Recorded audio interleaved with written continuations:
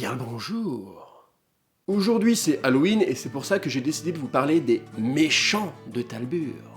Non, c'est pas vrai. La vidéo était censée sortir la semaine dernière déjà, parce que je suis en retard comme d'habitude. En plus c'est con parce qu'il n'y a pas vraiment de méchants dans Talbur. Chacun se croit gentil en défendant ses idées, mais paraît méchant aux yeux des autres, qui eux aussi défendent leurs idées.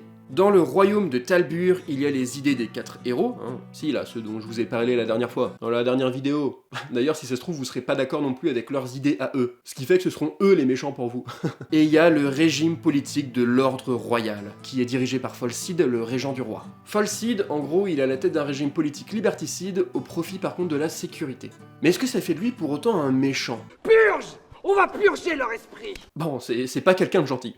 Mais c'est pas tout, parce qu'il y a le pouvoir de son ordre royal d'un côté, et il y a la puissance de l'ISEP de l'autre. L'ISEP, l'Institut des sciences électropsychiques. C'est le coryphée Lyséo qui préside cette académie de magie, en quelque sorte, et qui ne partage pas du tout les opinions politiques de Folcide. Sauf que l'ISEP, il ne peut pas exister sans l'ordre royal, et l'ordre royal, il est pas assez puissant pour détruire l'ISEP. Ils sont donc obligés de se tolérer mutuellement. Un peu comme Éric Zemmour et le peuple français.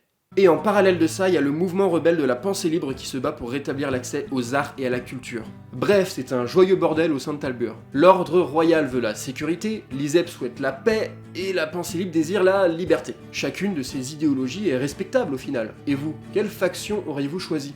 Nos 4 héros vont devoir à un moment faire un choix. Et vous aussi d'ailleurs bientôt peut-être là. Ah, je suis pas censé le dire encore, j'en dis pas plus, enfin en tout cas pas avant décembre. Voilà, ces enjeux politiques et sociaux seront au cœur de l'intrigue de la première saison de Talbur et...